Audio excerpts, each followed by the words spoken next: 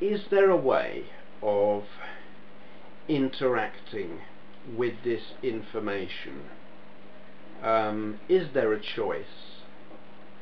Because there appear to be certain things that a rational scientific mind would say are impossible, are claptrap, are rubbish. Like religion and the power of prayer, occult rituals, psychic abilities, or all the things that shouldn't happen.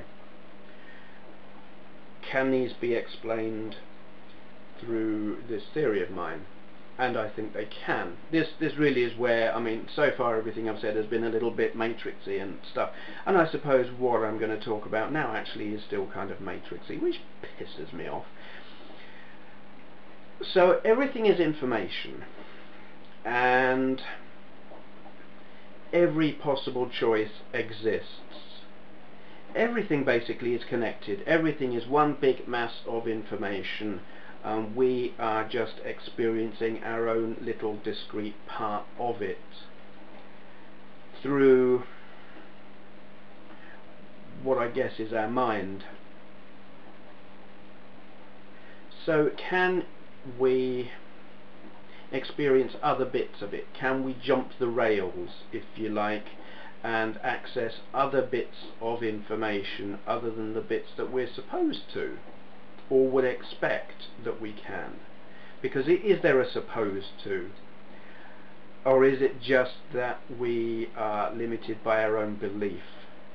We believe this is real, so this is all that we experience. And we get onto the whole viewer created reality thing there as well.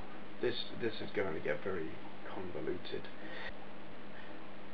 Belief in something existing can create that reality.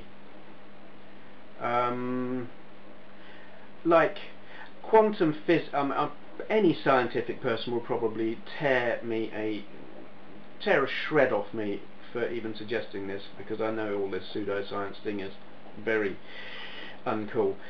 But the whole quantum physics, where you can't know a position of something if you know its speed, or if you know its speed you can't know its position, and blah blah. In observing a thing you affect the thing. So what about the do we create our own reality? If we believe something will happen, it happens. This gets really difficult because of the everything has already happened idea. So I could say, I believe that with the power of my mind I can move this piece of paper from there to there. Well, that's absolute rubbish. I can't move it, but I can move myself into the reality where the piece of paper is in a different position. I mean, there is no spoon, you only change yourself, and blah blah, as the little kid said in the film. Very shifting. You know, you've got the reality where you turned left, you've got the reality where you turned right, but can you move yourself voluntarily with force of will from one reality to another, and through force of will or belief take other people with you from one reality to another, where something that shouldn't have happened happened? The power of prayer, kind of like a placebo effect. A religious person believes that if they pray, and they pray hard enough, their God will stop the bad thing happening, make the good thing happen, and through that force of that belief move themselves into a separate, down another path where that thing doesn't happen, or does happen, or whatever. Ritual, you know, pagan ritual, occult ritual, whatever, it's all a reinforcing thing. The ritual itself means nothing, it reinforces the belief, and it is the belief, I believe, maybe, that can allow someone to jump from one pathway to another, one reality to another, from the reality where this thing isn't here to one where this thing is here, or something happens, the thing that they want exists.